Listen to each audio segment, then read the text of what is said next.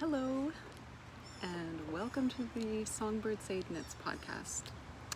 It's been a very long time since I've recorded an episode, and I'm happy to have the chance to do it today and to sit down with you and chat about knitting and just crafts and what I'm up to in general. My name is Mercedes, and I'm coming to you from Guelph, Ontario. This is the traditional area of the Mississaugas of the Credit First Nation. It is early August. I'm sitting in my backyard, and yeah, I have a couple finished items to show you and some works in progress. It's been a while since my last podcast, so I'm just going to relax and just share with you what I've been up to. And I'm not going to focus too much on continuity between what I showed you last time and now, because I really don't know what I was talking about, so I'll do my best, but there might just be things you've never seen before, and I might not talk about things that you have seen before. So anyway, I hope that you are comfy, cozy, relaxed, and yeah, sit back and enjoy this knitting content with me.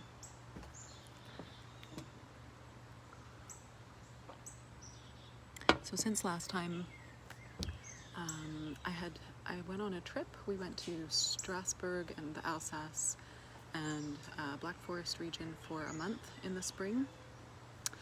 Oh dear, I didn't bring that knitting with me, but I should, because that's something that I want to show you. I didn't bring knitting with me there, but I bought some yarn, and I began a project for my son while we were there as part of a souvenir. So I'd love to show you that, and maybe I will insert some photos as well of our trip, because well, it was wonderful. It was a long time ago now, so yeah, it'll be nice for me to revisit those memories. And yeah, I obviously can't wait to go back. It'll probably be a while before we can do that, but it was lovely. The food was incredible, and just to be able to hop on a train or a bus and go to so many different places in the area was fantastic. So we stayed in Strasbourg. That was our base, and we went to Baden-Baden in Germany for a couple nights and hiked in the Black Forest. We went to Basel in Switzerland just for a day, and wow, that city is really beautiful. Where else did we go? Oh, we visited Nancy in the northeast part of France for a night. We went to a bunch of small towns as well, of course, in the area, in the Alsace area. Absolutely gorgeous medieval towns. Colmar is absolutely stunning, and we were there during the Easter market, which was a lot of fun. And we went to visit Sufflenheim, which is an old established pottery town. There's just lots of families who've been doing pottery with the local clay for generations, and actually some of my partner's family is from Sufflenheim. No one that he knows, but just his ancestry goes back to Sufflenheim and some other regions or areas in Alsace. And wow, I can't remember. I know we went to a few other towns as well. Riekvier we went to, which is a wine, very well preserved medieval town with just vineyards surrounding it. It was stunning. And we also went to a castle in that area, Königsberg, and from the castle is an amazing reconstructed medieval castle, but it was reconstructed centuries ago, and as a castle it's just fantastic. And you also get amazing views of the Alsace plain and the Vosges mountains from the castle. Yeah, it's an amazing region to visit. So if you have not been, I would recommend it if you enjoy French and German culture, because there's quite a mix of both. And if you enjoy being able to transition from a city context to a more rural context, you can absolutely do it without getting into a car, and it's amazing. So let's get into the knitting. I'm not wearing any knitting today because I want to be able to try on my sweaters for you. Well, in no particular order. Let's just go with this. So I'll start with this one thing that I actually showed you in a previous episode about this time last year, and I hadn't knit on it for a while because it has some lace. Excuse me. And in my mind, the lace was really difficult, and I thought I wouldn't be able to focus on it, being overtired as I am, as a mom. But when I revisited it, the lace is not challenging. It's really lovely, and it's only a small section of lace. So this is the Azalea top. Azalea, I think it's called Azalea top, so it's a camisole, patterned by Pam Allen. And there's the lace on the bottom, on the front and back. And it's essentially the same on the front and back until you get to the top. There's a bit different shaping for the front versus the back, but otherwise the panels are identical.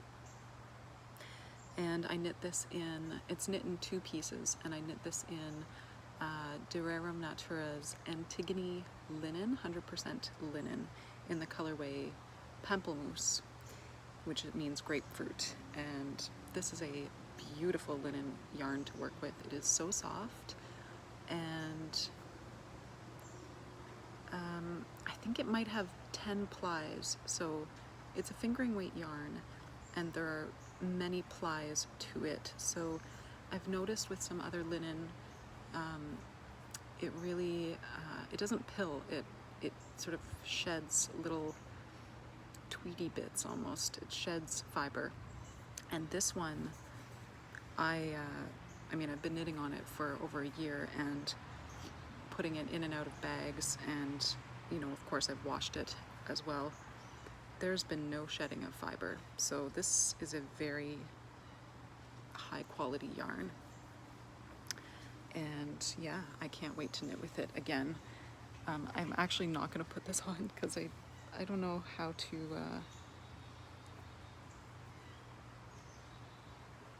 I wonder, I think what I'm going to do is talk about everything and then insert footage of me wearing the pieces. I think that just might be easier because I'm a bit cramped in this space here, so that's maybe what I'll do.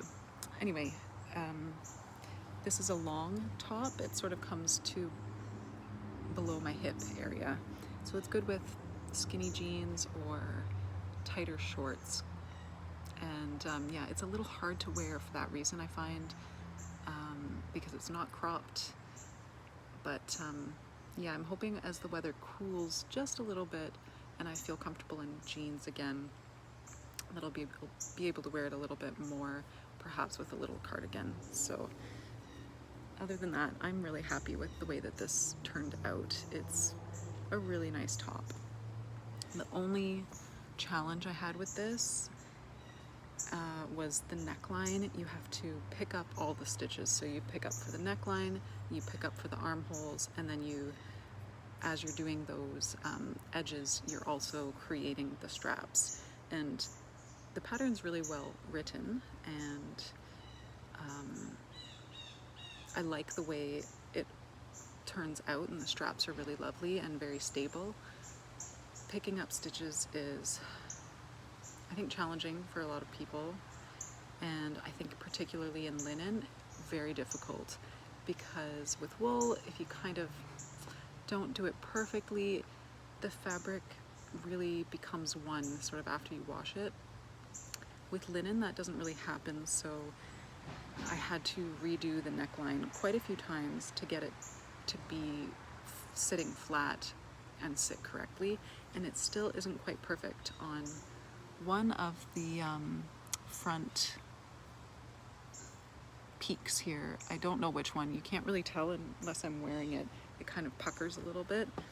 So over time that might bother me, but I've worn it a couple times and I'm not going to focus on it because I think for the most part you don't notice it. You just notice what a nice top it is. So yeah, that's the Azalea top by Pam Allen. And I'm really into linen these days. I'm actually registered to do a sewing class for just following a basic pattern to make a top, and I've bought some linen fabric for that class, and I'm hoping to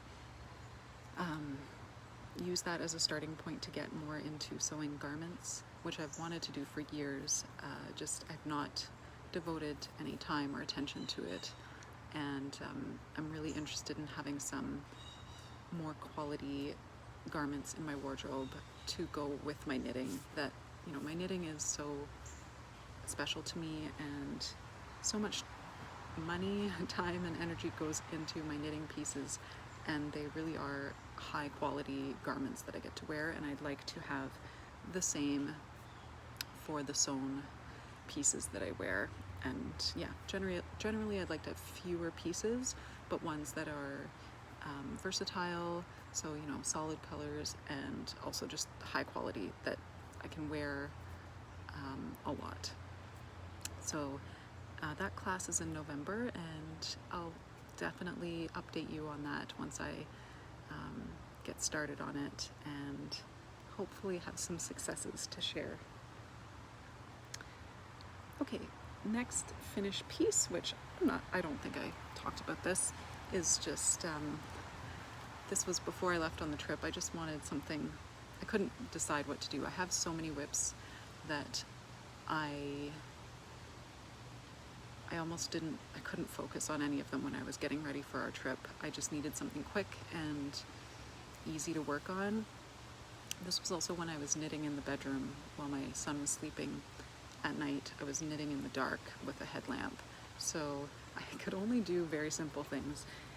So I cast on a Sophie scarf.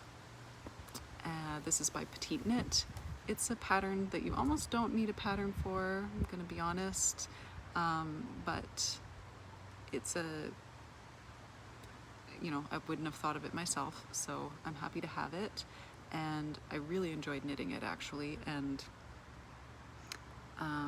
it's the kind of thing that you could just make over and over again with scraps that you have, or not with scraps. If you really like the design, you could just use yarn specifically for this purpose, but it also is very good at using up scraps because you can adjust the size depending on what you have. So I think I used the recommended needle size, and I just used,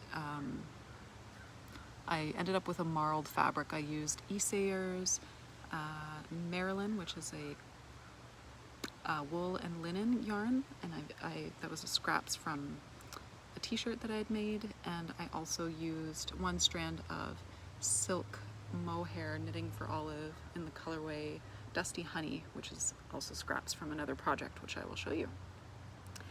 And there was something about the combination of this silver and this dusty gold that I just loved. And actually I realized this is not that mohair, it's a different mohair. It's a mohair that's actually a wool mohair blend from Wellington Fibers, which is local to me. And I used that yarn in my ranunculus that you've seen before. So anyway, it had like a little tiny scrap left, and I'm so happy to have been able to use it in this Sophie scarf, which I haven't had a chance to wear yet, but I just like it. I like it a lot. I think it's super cute. So there it is. It's just like a little kerchief.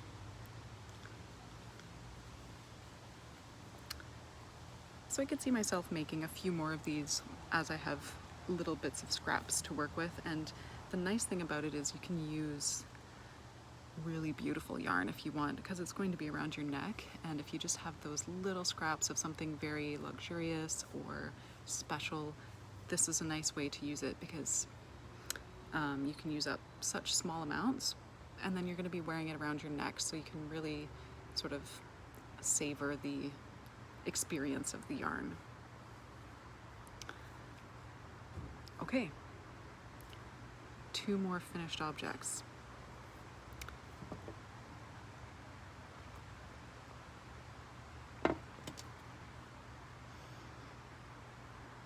Okay, there's this one. I posted this on Instagram, so if you follow me on Instagram, I'm just Songbird Sade on Instagram. I do try to post on there when I kind of feel inspired to, and a lot of my finished things, I'll at least get a picture of them when they're done. So you can follow me there if you're not already doing so, and you want to see what I'm working on in between my episodes. This is kind of a self-drafted pattern. No, I wouldn't say self-drafted. It's just a design that I did using the cast-on and the raglan increases from the Tulip Sweater by Melody Hofmann, which I have never made. I just wanted to use the yarn that I had, the needles that went with it, and go with it. So I just, instead of figuring it out myself, I decided to try the numbers in that pattern and see if it worked. Turned out fine. So this is my, I'm calling it my purple Marled Marvel.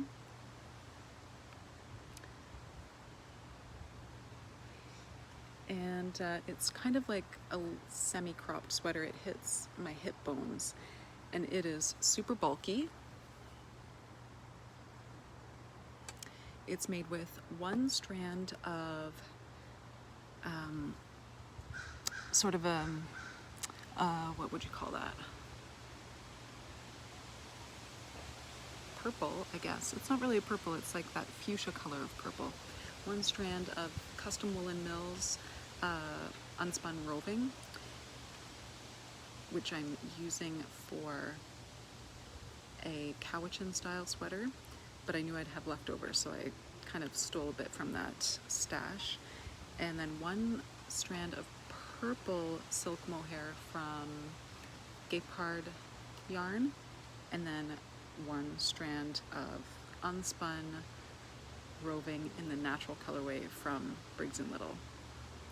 So it's created this very bulky sweater that, I don't know, when I got this fabric, I thought I just had so much fun knitting it, just because I thought the marling was really cool, and I've enjoyed wearing it in the winter. And then what I did was, I did a folded neckline, and then I just knit the body straight, and then for the cuffs and for the hem, I used a ribbing technique that I came across in the Ducat sweater by Kate Davies, and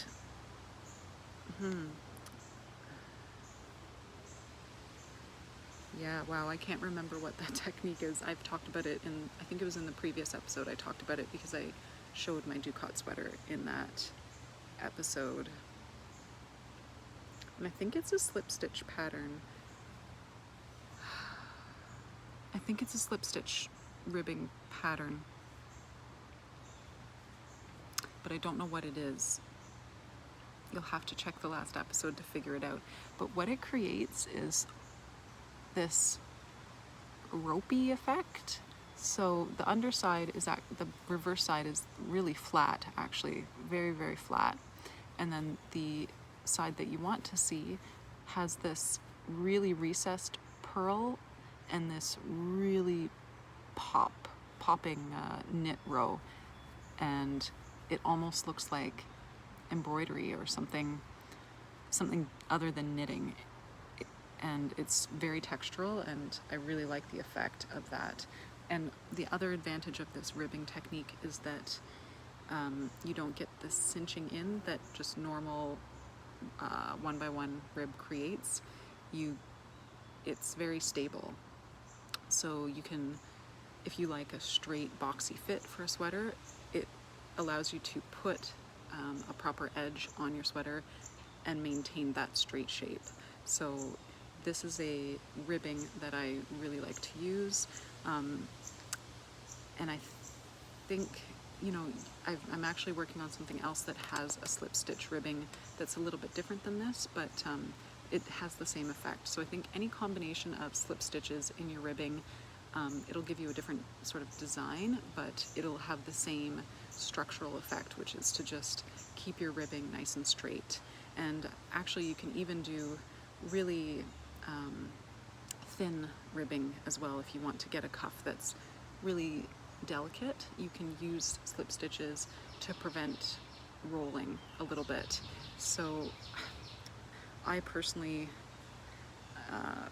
I almost want to do this instead of regular ribbing for most future projects. It just, yeah, it just works for me. So what I did here, so I'm holding 3 strands here, all 3 different colors, and then when I got to the ribbing sections, I just held 2 of the white strands together and 1 of the silk mohairs, and then omitted the purple roving. So I'll insert a video of me wearing this as well for you so you can see how it fits and where it hits on my hips.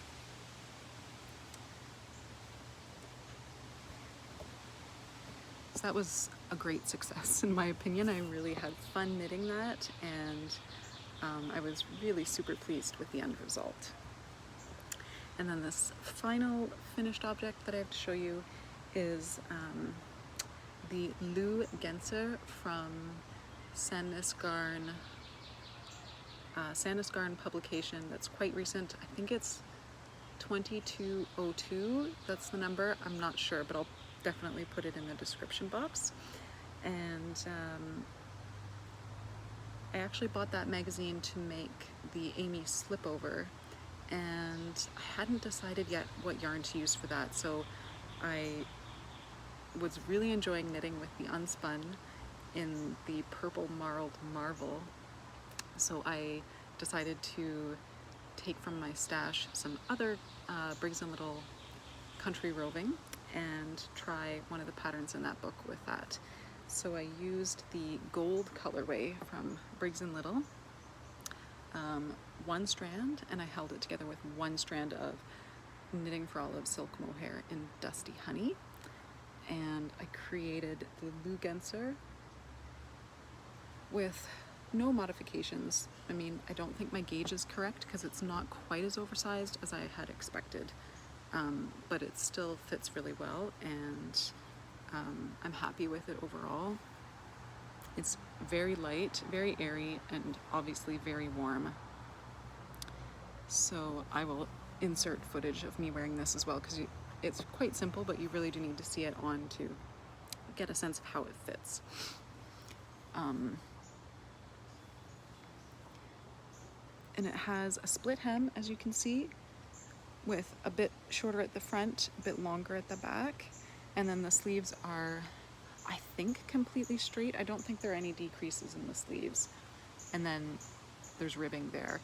Now I find this is regular ribbing, but I find because it's kind of a loose, airy gauge, and this yarn is unspun, once you block it, the ribbing stays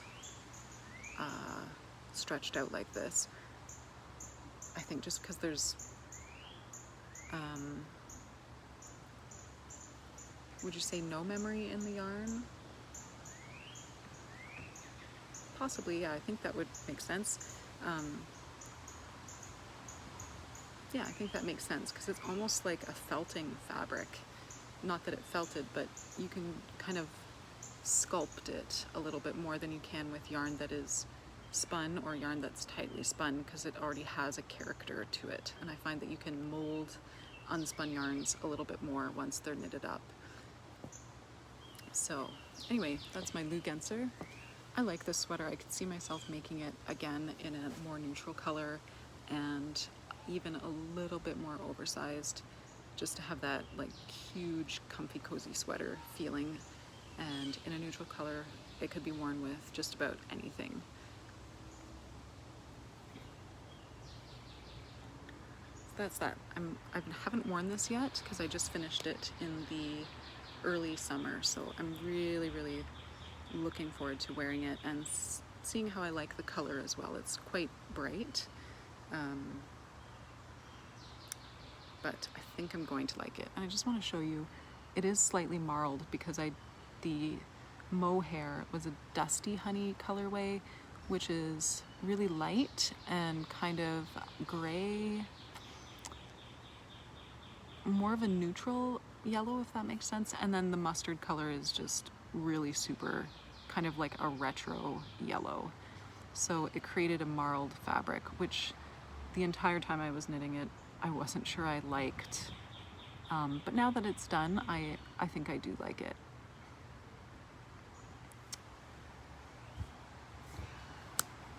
Okay, that is it for finished objects.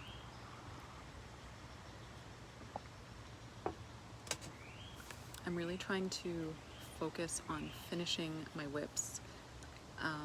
It's difficult because I just want to cast on new things. I have so much yarn in my stash that I've purchased specifically for certain designs.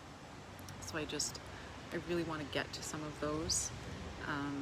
But at the same time, I just have these whips that are lingering, and it feels really good to address them and get them finished, such as the Azalea top, which I had started last year. It just felt really nice to get that done. So on that note, since last time, I did make some progress on my Marie Wallin Muckle Row sweater, and then I haven't touched it since, but this is just an ongoing, never-ending sweater, not because it's difficult, but because, quite honestly, the fit of the design is not very nice. I'm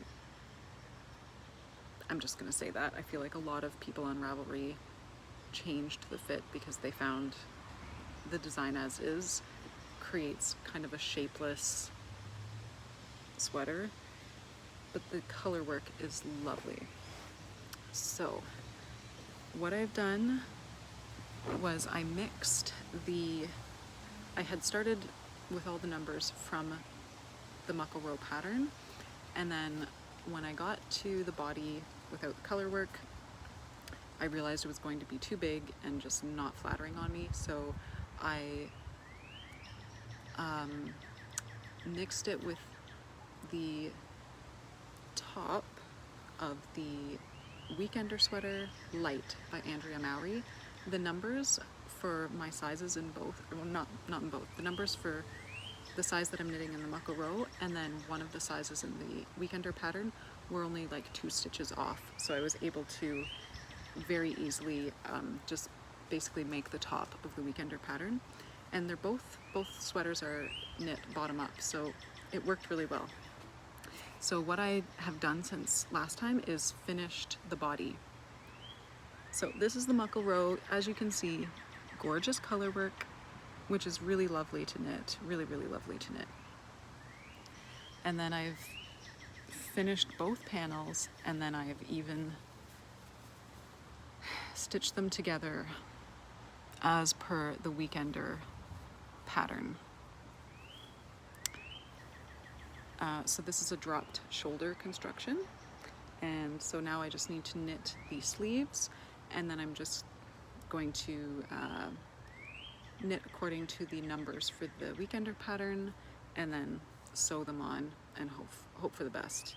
I don't really like dropped shoulder construction, particularly with sewn seams, but this is just how I'm doing it. I think it's just the easiest way.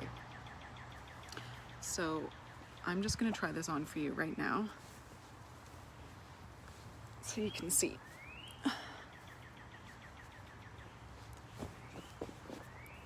So that's how the shoulders will look. I think it'll look really nice. The sleeves are gonna be nice and big here, which I like for dropped shoulder. I think they could be even bigger, but I'm not gonna fuss around at this point. And yeah, I don't know, I think this will flatten out with blocking. I'm not really happy with this puckering that's going on here, and I'm not happy with how high this comes up, but I am just hoping that I can, I think if I pull it when I'm blocking it, if I sort of pull it down this way, it should help here. I hope. At least I can, if I must, I don't know, maybe I can change this after the fact by cutting. I don't want to go there, but if I had to, I maybe could. But I'm just going to knit the sleeves and hope for the best with this one. This has taken forever, this project, and it's just been quite frustrating, to be honest. For such a simple knit, it's been very frustrating. But I'm hoping that it'll be lovely when it's done. Yeah, so that's my progress with this.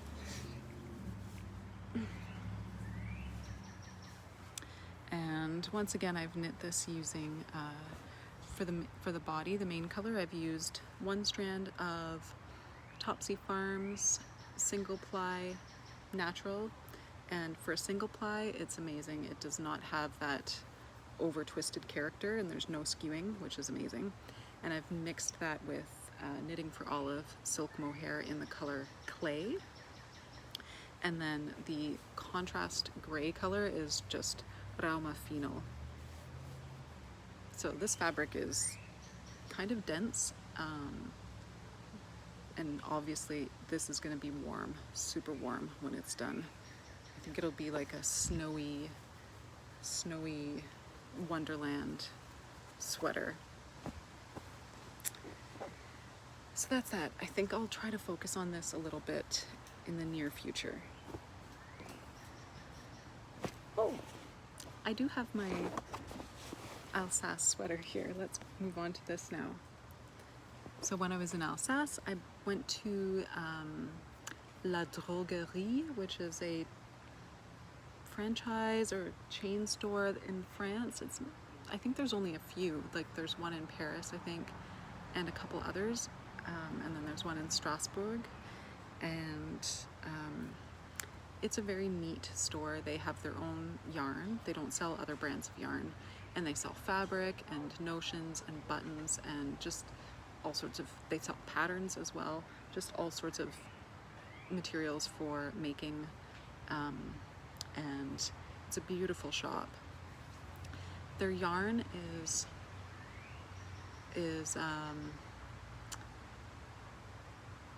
they have like, they focus on sort of, they have lovely mohair yarn, but it usually has polyamide mixed in, and then they have some mohair yarns and such that are superwash, and I think their yarns are, if you're really into fiber, their yarns are not really meant for that. They're meant to just create sort of versatile pieces, I think. And also they have lots of children's patterns, so I figured for this, you know, purpose, for a child's sweater, I would get this yarn, and I think it'll be fine. So I got their merino yarn, which is, I'm pretty sure it's superwash. It doesn't say specifically superwash, but it must be treated in some way, because it, with their washing instructions, they say you can put it in the washing machine on a warm cycle, and it's kind of, it's like it's superwash treated in some sort of way, and it feels like it is, but it is a lovely yarn. So I'm knitting the, I think this is the Friday sweater by Petite Knit. It'll be in the description box. It's just a simple striped raglan sweater in, what do you call this, in broken rib. So I think once I block it, it'll actually look more like that. Like it'll be broken rib, but when you block it, it really stretches out a little bit. And yeah, so I've knit this according to the pattern. I'm pretty sure my gauge is off, and I've knitted a little bit longer than the pattern just because I I wanted it to have just that much more wearability. You know, I can always roll up the cuffs if it's way too long on him, and just hope that, because this is actually a pretty stretchy big neck, so I think it hopefully should fit him just a little bit longer. So I just need to do the other sleeve and then I'm done. So I think this is my next, as soon as I finish something else, this is my next whip that I'm just going to finish, because that really will not take long. And yeah, I would say pretty fun knit. Takes a long time because it's all fingering weight, and I think there were a couple issues with the pattern. Like there was maybe it said you can follow this link to a video on how to do jogless stripes. Well, the link didn't work, and I've found other videos on jogless knitting that I didn't really like the end result of, so I just didn't do jogless knitting. But yeah, kind of disappointing that that link didn't work. And then some of the numbers were off with my size that I'm knitting here. It was not difficult to fix. I think I just had to knit a couple stitches together to get the right numbers, but yeah, I don't know. Just if you were a beginner knitter, you might struggle with some of the elements of the pattern that are not, I don't think, fully edited to be correct. However, I'll probably be making a few of these as my son grows, because stripes are fun for children, and the rib character means that it's going to be nice and warm without being bulky, so that's great. And I chose the colors of Alsace for this, red and white. Black, I think, is also one of the colors for Alsace. So I think this is a nice souvenir of our trip with our son. I got the yarn in Strasbourg and knit in the traditional colors of Alsace. And I knit most of it, most of the body was knit while we were on our trip.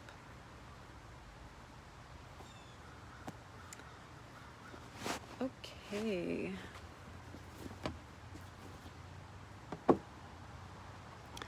Okay, and the last thing that I will talk about today in terms of works in progress is the Sian sweater by Elizabeth Doherty.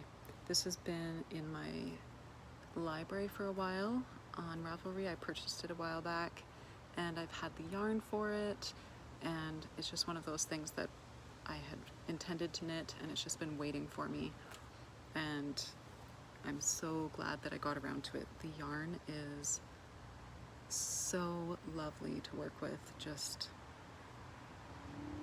lovely, in a rustic quality way, in a soft squishy way, and the pattern is also amazing. It's expertly written, and the design is lovely. It's textural and with color work. It's just amazing. So let me show you.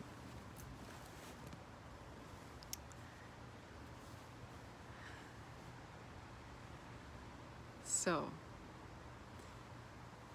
I'll just hold it up like that. So I just have one more sleeve on this to go, and then I think I'm done. I've made mine a bit cropped, and it's supposed to be a DK weight. I feel like this yarn it's a heavy DK, and it doesn't really have much drape. So I might lengthen it a little bit, just because it's a bit awkward to wear if it's cropped. But we'll see after I finish the next sleeve how it goes with my clothing. So I've used, for the main color, this is a natural dark 2-ply mule spinner yarn from Custom Woolen Mills, and this yarn is just outstandingly beautiful if you like rustic sheepy yarn. I think it's a mixture of merino, Canadian merino, and maybe Rambouillet, maybe something else. It says on their website it's two breeds, and merino I think is in there. So it has really nice squishiness and stitch definition without, I personally don't like knitting with merino. I find merino pills a lot, and I don't like I don't like the memory it has, to be honest.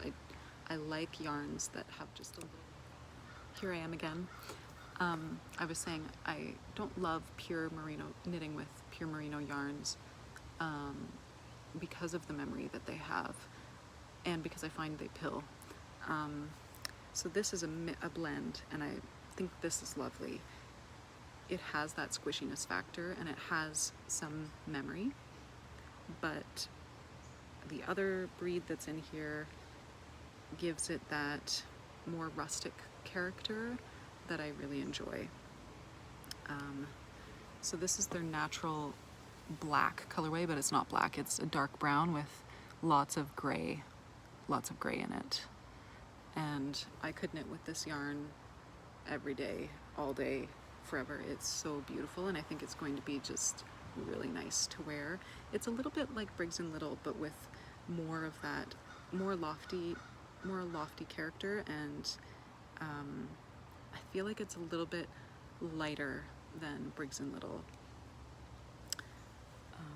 And then the contrast colors that I'm using, there's a sort of a mauve and then just a natural white. These are alpaca yarns from Twin Pines Alpaca, and they always blend their yarn, so it'll be alpaca with bamboo, or alpaca with viscose, or wool, and I find that that's really nice for alpaca yarns. I prefer that. I find alpaca just a little bit too loose and drapey for most of the knitting that I do, and just that extra fiber that they put in makes the yarns a little more versatile, and their yarns are so soft, and they have usually really nice colorways, some marled, and then they don't really do solids. Their colorways are always like just a little bit subtly variegated, and I really like that. So you can see I just have the natural color and then the mauve here. And then as for the color work in this sweater, it's all done with slipped stitches. So you get this super textural effect that is just so much fun to knit, not difficult at all. It's kind of like knitting cables and kind of like knitting color work at the same time. So in my opinion, it's just like optimal knitting. I loved knitting this so much. And then the end result I just think is stunning. It's kind of like basket weaving or embroidery, or I don't know, it's just gorgeous. So this is pretty much one of my most favorite things that I've knit, and I hope that I'll enjoy wearing it as much as well. Yeah, so I could see myself making this again. I'm interested in trying it in a plant fiber mixed with wool and doing a summer t-shirt version, maybe with color work all the way down the body and then just short sleeves. I think that could be really interesting. Or maybe not plant, maybe a wool and silk blend would be really nice. Yeah, I don't usually knit things twice, but this, especially, I'll knit plain things twice or multiple times, but like color work, I usually wouldn't make something again, just because I find it so unique, and I don't need multiples of the same design in my wardrobe, but this one I feel has lots of different applications in terms of the yarn that you use and the styling of the sweater, and it was so much fun to knit. I would absolutely do it again. So that's the Sian sweater by Elizabeth Doherty.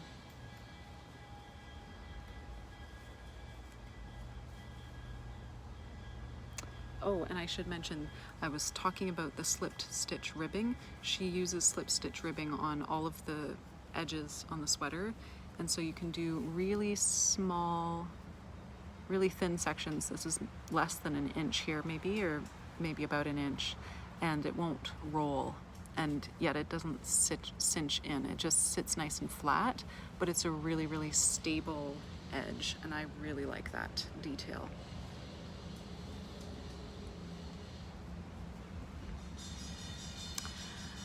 So we live next to a railway and the train's coming, so I might need to take a break and see you in a couple of minutes. Okay, well, that is all of the knitting that I wish to share today. It feels like a lot. Maybe at the end of this video, I'll put in some footage of the garden. It's kind of a wild mess, a beautiful mess, I think, but it is a bit crazy. But I've just harvested some of our garlic and I'll harvest the other bed, I think today, if I can get around to it. And then I have to dry the garlic, and then we like to braid it. So there will be several steps after harvesting that I have to get around to quite quickly. But maybe I'll put in some pictures or video of that. And I'm also currently working on a dye pot for some yarn, as well as a t-shirt that I'm trying to tie-dye. And yeah, so I will maybe put in some video or photos of that. I'm just over here cooking the dye, which is mostly onion skins, and then some, maybe about a good handful of dried marigold flowers. And I've never dyed with either of these before, so I'm very excited to see the result. And I've mordanted my fabric and my yarn with alum sulfate. So I've never used that before either. So it'll be really, really fun to see what color I get and to see how dye fast the end results are. And then yeah, for the yarn, I'm over dyeing a gray nylon sock yarn, and then the other yarn that I have in there is a natural DK from Revolution Wool Company, which is also local to me, and I intend to make a bralette pattern with that. I think it'll be okay next to skin. I'm not sensitive to wool at all, and some people have said that this is a very soft yarn, so I'm hoping that it'll be okay as a bralette. And yeah, I'm excited to see what I get with that, and I'll share that with you, and I'll post on Instagram as well. And that's it for now. I just want to say thanks for joining me again, or if you're just finding me, thanks for sticking around, and thank you for your comments. I've had a few people comment recently or send me a message on Instagram just saying that they enjoy my episodes and they are looking forward to the next one, so thanks for that motivation to find the time to make another video. I really enjoy doing it, and it's nice to know that even if I take a long break, you know, people will still come back and enjoy the videos, and yeah, I appreciate that very much.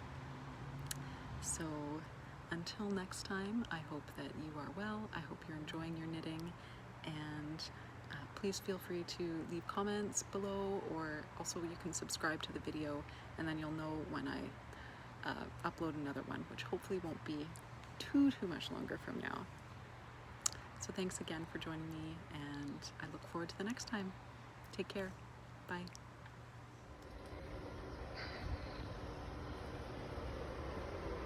So I use rainwater for all of my dyeing. This is the mordanted yarn. I also use very professional tools. I have the undyed natural DK from Revolution Wool Company. And here I also have at the bottom, there's gray yarn, unknown brand from the thrift store. And then I have my tied t-shirt. This t-shirt had a stain on it, so I figured why not try to tie-dye it, and then hopefully the stain won't be noticeable. So I mordanted this with alum. And then here's my dye cooking away. Oh, should probably just push this into the water. That would be good.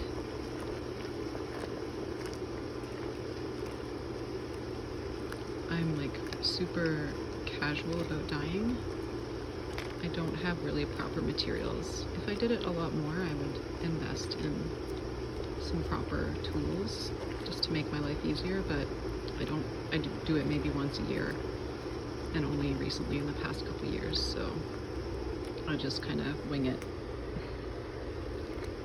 So this has been cooking, I think, for an hour, so it's probably almost done. You can actually see the color developing there. And yeah, I think that's almost ready. So what I'm going to do is when I turn this off, I will let it cool down to ambient temperature, and then I will put in my fibers, and then I will slowly bring it back up to just a warm-ish temperature and maybe cook it, I don't know, for an hour or more, who knows, and then I'll just turn the heat off and let it probably sit overnight, or I might let some items sit overnight and take some of the other ones out so I can get different shades. I don't know, I haven't made any choices yet. I kind of like that about dyeing. You can, if you're not too particular about it, you can kind of make it up as you go along.